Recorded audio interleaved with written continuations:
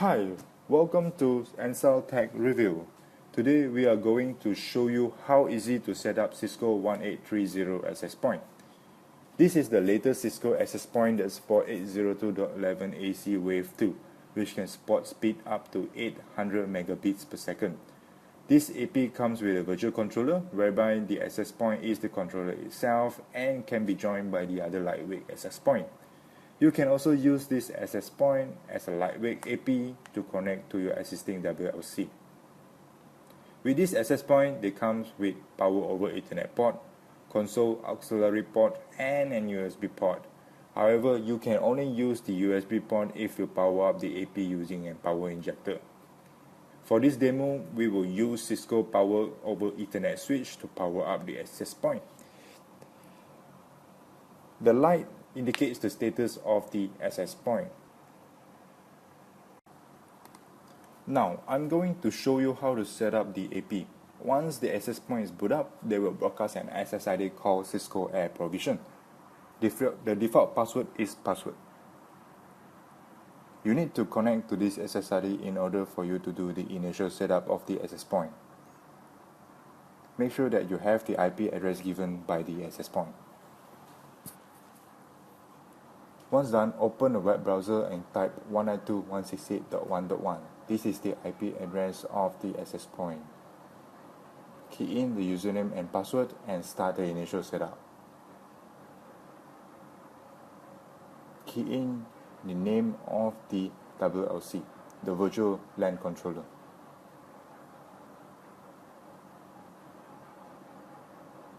Make sure you choose the correct country region. Make sure you configure the NTP server. For this demo, I will just skip the NTP server.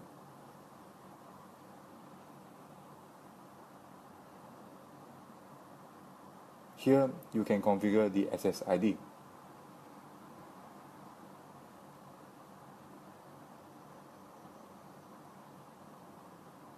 You can have the option to configure a VLAN on this SSID, or you can have a single flat VLAN for this access point.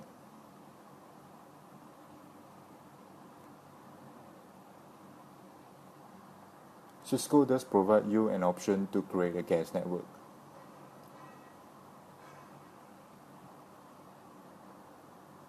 Make sure you configure this guest network as an isolated VLAN from your employer network.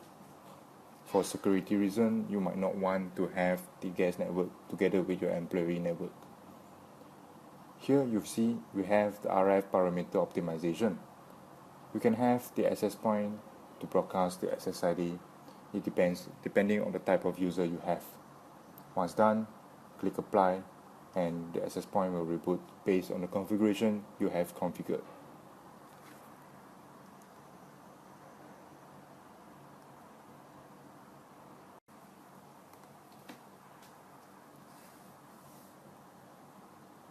Once the AP boot up, they will broadcast the SSID that you have configured earlier. To make sure that the SSID is workable, just connect to the SSID and make sure that they are getting the IP address from the DHCP server.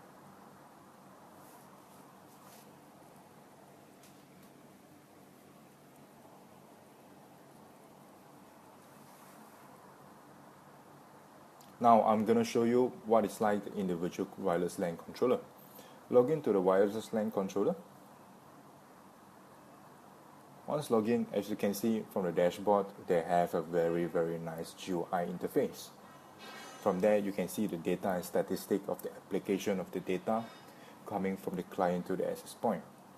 From here, you can see the access point view. You can have the performance summary and also statistic of the interference and also the number of clients connected to the access point. On the client view itself, you have the top application transaction between the clients and the AP, and also you can see that you can have the availability test or reachability test, ping test between the AP and the client itself. It's kind of interesting on these features. The IP performance as well, you can see the inter-channel interference and also the channel utilization. The best part about this is the best practice that Cisco giving you. You can usually optimize the configuration by Cisco.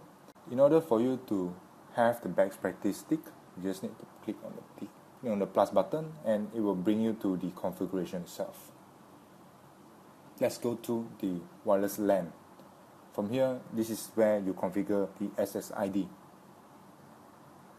You can actually create a new SSID with the name and also the security password and so on. You can see that even with this virtual LAN, wireless LAN controller, you can also configure 802.1x security for this SSID. You can also edit the existing SSID. Well, let's go to the access point. For this demo, I only have one AP. You can always configure the AP name and the IP address.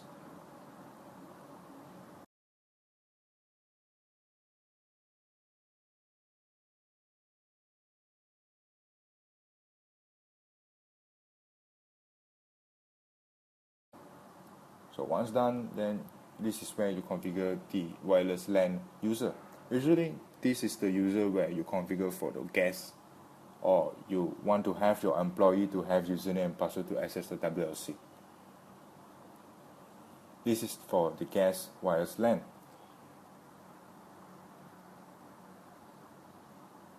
This is for the web security authentication, whereby you can see you can put in the logo and also the redirect of the URL.